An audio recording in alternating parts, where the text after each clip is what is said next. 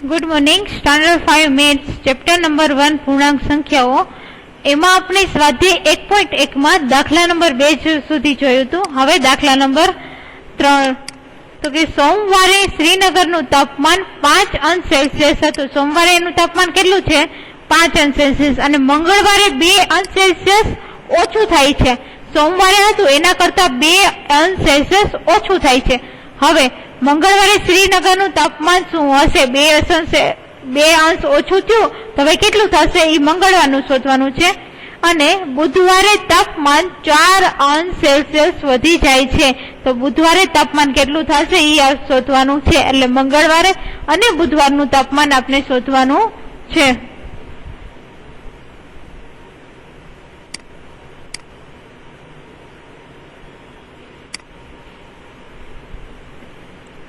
હવે જોઈએ પેલા મંગળવારનું તાપમાન કેટલું છે।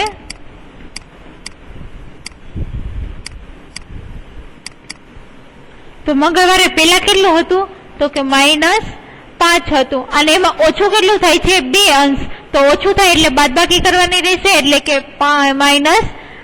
હવે -5 અને -2 એટલે જવાબ આવશે તમારો -7 અંશ સેલ્સિયસ। એટલે મંગળવારે તાપમાન કેટલું થશે तो के -7 अंश सेल्सियस तमारू तापमान थाशे। हवे जोईए बुधवारे केटलुं थाय छे तो बुधवारे केटलुं वधी जाय छे 4 अंश सेल्सियस।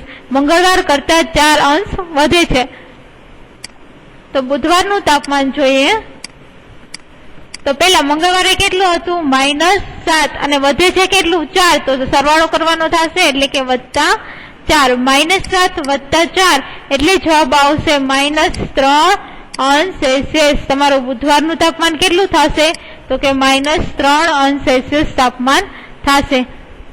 हवे एना पछीनो दाखलो,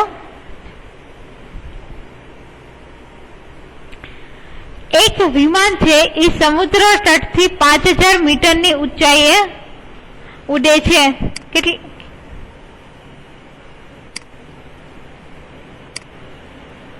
કેટલી ઊંચાઈ છે તો કે 5000 મીટરની ઊંચાઈ ઉડે છે। એટલે તમે બાજુમાં આકૃતિમાં જોઈ શકો છો કે આ સમુદ્રની પાણીની સપાટી છે એનાથી 5000 ઊંચાઈએ એક વિમાન છે। હવે કોઈ એક ચોક્કસ બિંદુ પર આ વિમાન સમુદ્રની સપાટીથી 1200 મીટરની નીચે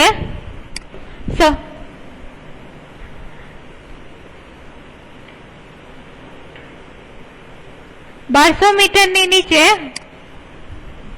एक सबमरीन आवेली छे एनी ऊपर छे એટલે કે આ સમુદ્રનો તટ છે એનાથી 1200 મીટર નીચે શું આવેલું છે તો કે સબમરીન આવેલું છે એની એક્ઝેક્ટ ઉપર વિમાન છે। તો સબમરીન અને વિમાન વચ્ચેનું લંબ અંતર શું થશે એટલે નીચે અહીંયા 1200 મીટરે સબમરીન છે ઉપર 5000 મીટરે વિમાન છે તો ઈ બેયનું વચ્ચેનું અંતર કેટલું થશે ઈ આપણે શોધવાનું છે।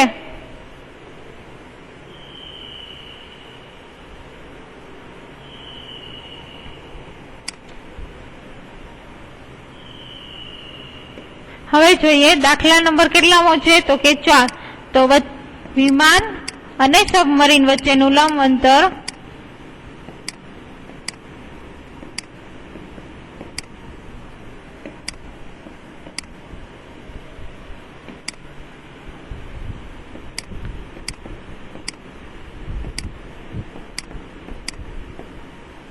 મરીન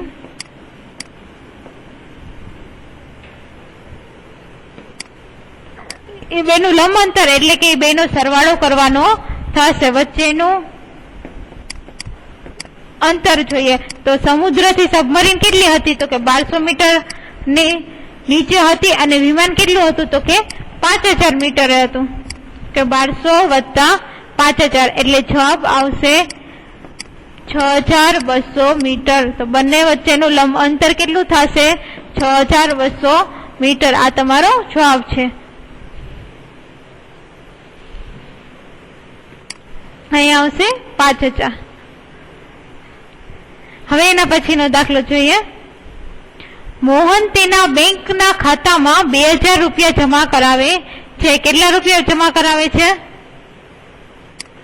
2000 રૂપિયા જમા કરાવે છે। હવે બીજે દિવસે તેમાંથી તે 1642 રૂપિયા ઉપાડે છે। હવે ઉપાડેલ રકમને આપણે કોના વડે દર્શાવવાની છે? તો ઋણ પૂર્ણાંક વડે। તો જમા કરાવેલ રકમને તમે કઈ રીતે દર્શાવશો? ઉપાડ પછી મોહનના ખાતામાં કેટલી સિલક એટલે કે કેટલી રકમ છે તે આપણે શોધવાની છે।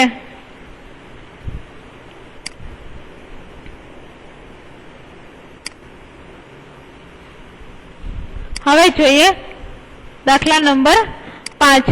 તો કે જે આપણે ઉપાડેલી રકમ છે એને આપણે આપેલું છે રકમમાં કે ઋણ પૂર્ણાંક વડે દર્શાવેલી છે, એટલે કે ઉપાડેલી રકમ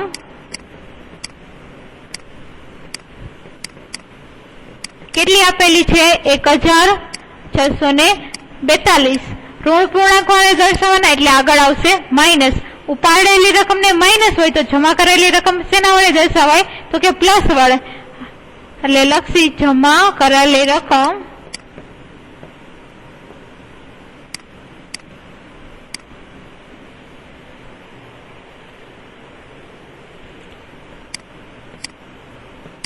જમા કરેલી રકમ કેટલી છે? કેટલી જમા કરાવેલી છે? તો કે 2000 રૂપિયા। તો 2000 રૂપિયા છે એને કેટલા વડે દર્શાવશે? પ્લસ વડે। અહીં ધ્યાન રાખો, તમે ઉપાડેલી છે એને માઇનસ વડે દર્શાવેલું, તો જમા કરેલી છે એને કોને વડે દર્શાવવાનું થશે?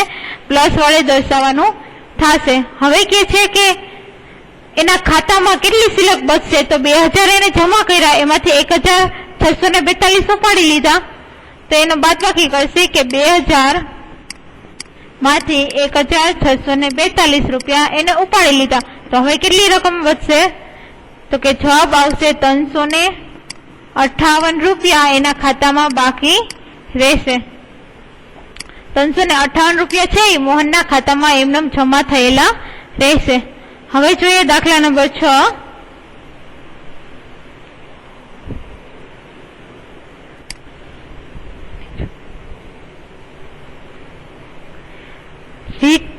તમને આપેલું છે રકમમાં કે રીટા બિંદુ એ થી પૂર્વ દિશા તરફ બિંદુ બી સુધી 20 કિલોમીટરનું અંતર કાપે છે। એ છે ત્યાંથી બી સુધીનું અંતર કેટલું છે? તો કે 20 કિલોમીટર છે, અને દિશા કઈ છે? તો કે પૂર્વ દિશા છે। હવે એ રસ છે તે બિંદુ બી થી પશ્ચિમ દિશા તરફ 30 કિલોમીટરનું અંતર કાપે છે। આ બી છે, પશ્ચિમ દિશા કઈ છે? તો કે ડાબી બાજુ પશ્ચિમ દિશા છે, તો 30 કિલોમીટરનું અંતર કાપે છે। હવે જોઈએ બી થી એ સુધીનું અંતર 20 છે, તો અહીંયા સુધી એ થી પાછું અંતર કેટલું થશે? તો કે ખાલી કેટલું રહેશે? 10 કિલોમીટરનું। શું કામ? એ થી બી નું અંતર આપણે કેટલું આપેલું છે? તો કે 20 કિલોમીટરનું અંતર આપેલું છે। હવે જો પૂર્વ તરફ કાપેલ અંતરને આપણે કોની વડે દર્શાવી છે? તો કે ધન પૂર્ણાંક। ધન પૂર્ણાંક એટલે પ્લસ વડે દર્શાવવામાં આવે, તો પશ્ચિમ તરફ કપાયેલ અંતરને તમે કેવી રીતના દર્શાવશો? પછી છે બિંદુ એ થી તેની અંતિમ સ્થિતિને તમે કઈ પૂર્ણાંક સંખ્યા વડે દર્શાવશો? હવે તમે પૂર્વમાં જાઓ એને પ્લસ વડે દર્શાવો છો, તો પશ્ચિમમાં જાઓ એને કેટલા વડે દર્શાવવાનું આવશે? માઇનસ વડે દર્શાવવાનું આવશે। હવે એનો દાખલો ગણીએ।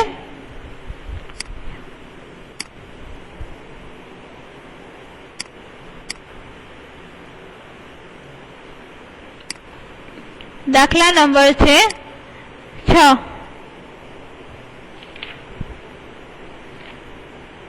આપણે પૂર્વ દિશા છે એને પ્લસ વડે દર્શાવી છે। જે પૂર્વ દિશામાં અંતર કાપેલું છે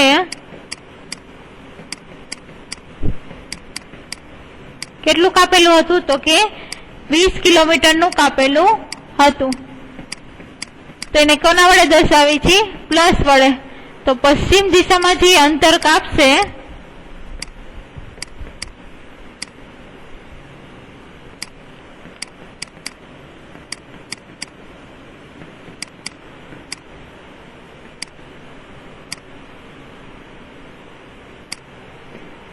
પશ્ચિમ દિશામાં કાપેલ અંતરને ઋણ પૂર્ણાંક વડે દર્શાવશે। કાપેલ અંતરને ઋણ પૂર્ણાંક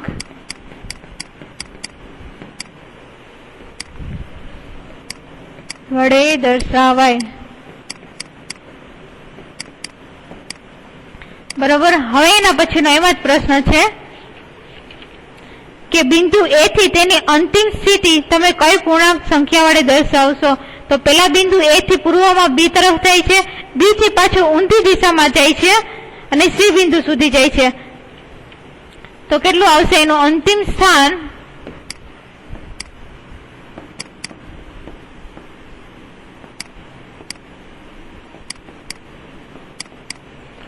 આવશે પેલા પૂર્વમાં 20 જાય છે એટલે +20, પછી પશ્ચિમમાં 30 જાય છે. પશ્ચિમ આપણે હમણાં જ કીધું કે કોની વડે દર્શાવાય? ઋણ, એટલે કે -30. તો તમને જવાબ કેટલો મળશે? +20 - 30 એટલે આવશે -10 કિલોમીટર. તેનું અંતિમ સ્થાન કયું હશે? -10 કિલોમીટર. એ તમારો જવાબ થશે. હવે એના પછીનો દાખલો જોઈએ કે તમને એક ચોરસ આપેલો છે કે એક જાદુઈ ચોરસમાં દરેક હરોળ, દરેક સ્તંભ અને વિકર્ણ સમાન સરવાળો ધરાવે છે. આપેલ ચોરસમાં કયો જાદુઈ ચોરસ છે તે તપાસો. તમને નીચે બે ચોરસ આપેલા છે. એ એવું કે છે કે તમે આડો સરવાળો કરો, ઊભો સરવાળો કરો અથવા તો વિકર્ણ એટલે કે ક્રોસમાં કરો તો બધાનો સરવાળો કેવો હોવો જોઈએ?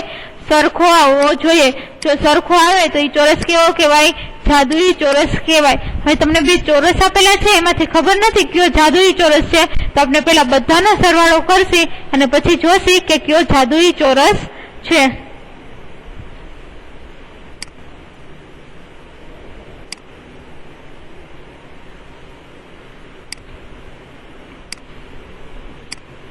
હવે પેલું છે ચોરસમાં 5 - 1 - 4. પેલા આપણે આડું જોઈ છે એટલે કે 5 + -1 + -4 એટલે કે તમારો જવાબ આવશે 0. શું કામ? આ +5 છે, -1 ને -4 -5 થશે એટલે જવાબ મળે છે 0. હવે બીજી હરોળ જોઈ -5 -7 અને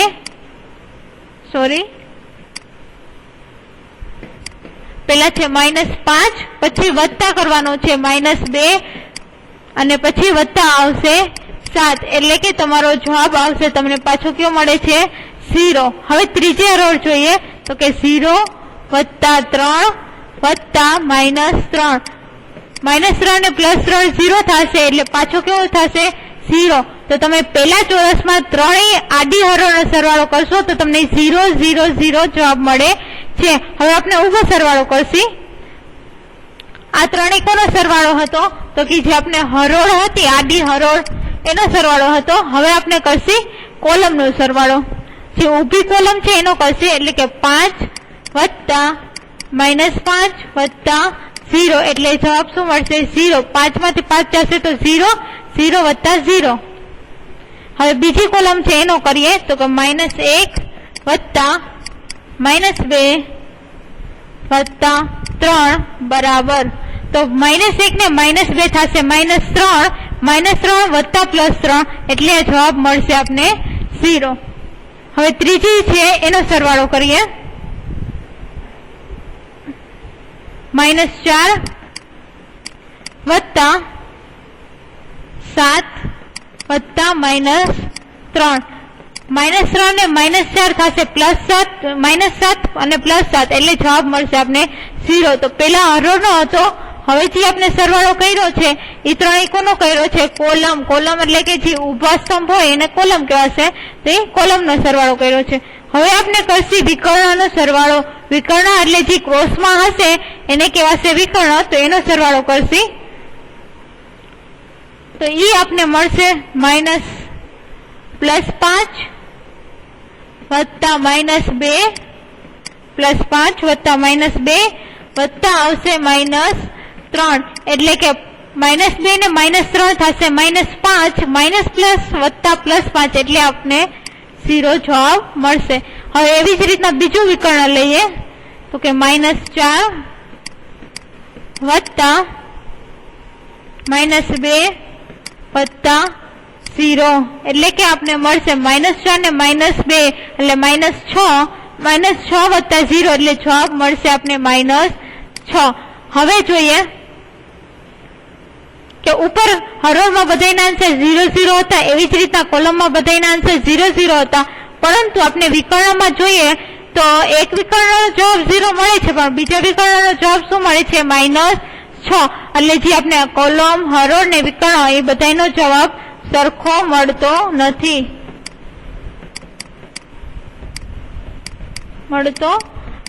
એટલા માટે જે પહેલો નંબરનો ચોરસ છે એ જાદુઈ ચોરસ થશે નહીં. હવે એના પછી જોઈએ જે બીજા નંબરનું ચોરસ છે એ તમારે જોવાનું છે. અહીંયા જોઈએ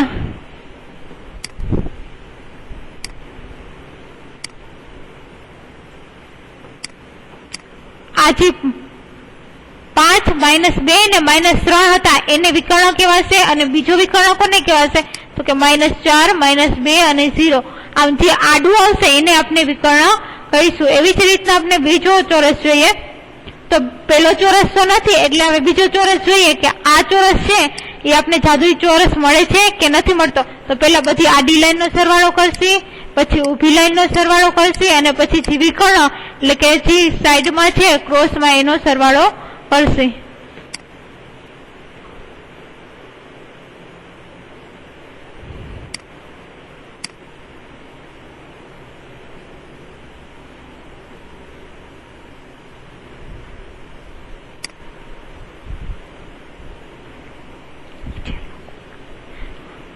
હવે આવશે ચોરસ નંબર 2. જે બીજું ચોરસ છે એનો આપણે સરવાળો કરશે કે બીજું ચોરસ છે એ આપણે જાદુઈ ચોરસ મળે છે કે નથી મળતું.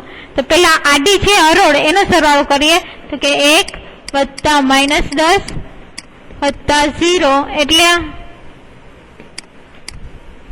-10 વત્તા 0 એટલે આપણે મળશે -9.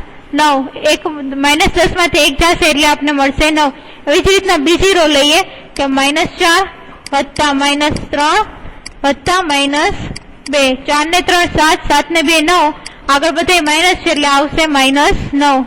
એવી જ રીતના -6 વત્તા 4 વત્તા -7 એટલે આવશે 6 ને 7 13. 13 માંથી 4 જશે તો આવશે -9. આ આપણે ત્રણેય જોઈએ એ કોનો સરવાળો કર્યો હતો? તો કે હરોળનો. ને ચોરસ કેટલામું છે? તો કે બીજું ચોરસ છે. હવે કોલમનો સરવાળો કરીએ ઊભી તો કે 1 વત્તા -4 વત્તા -6 એટલે જવાબ કેટલો મળે છે આપણે? -9. એના પછી જોઈએ -10 વત્તા -3 વત્તા 4 એટલે જવાબ મળે છે આપણે -9. એવી જ રીતના ત્રીજી કરીએ 0 વત્તા -2 વત્તા -7 એટલે કેટલો જવાબ મળશે? -9. આ પણ શું હતું? કોલમ. પેલા હરોળ હતી, હવે હતી કોલમ. હવે શું આવશે? તો કે વિકર્ણ. હવે જે આપણે સરવાળો કરશે કોનો કરશે? તો કે વિકર્ણનો સરવાળો કરશે. વિકર્ણ જોઈએ તો કે 1 વત્તા -3 વત્તા -7 એટલે જવાબ આપને મળશે -9. અને બીજું વિકર્ણ લઈએ 0 વત્તા -3 વત્તા -6 એટલે આ જવાબ પણ આપને કેટલો મળશે? -9 જવાબ મળશે.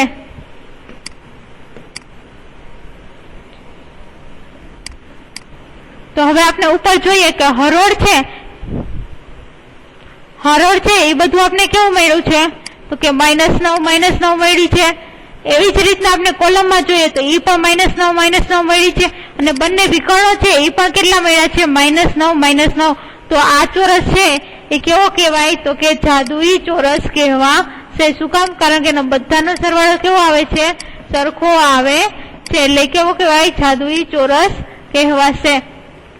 અહીંયા સુધી ચેપ્ટર રાખીએ. બાકીના દાખલા છે એ આપણે આવતા ચેપ્ટરમાં ગણીશું.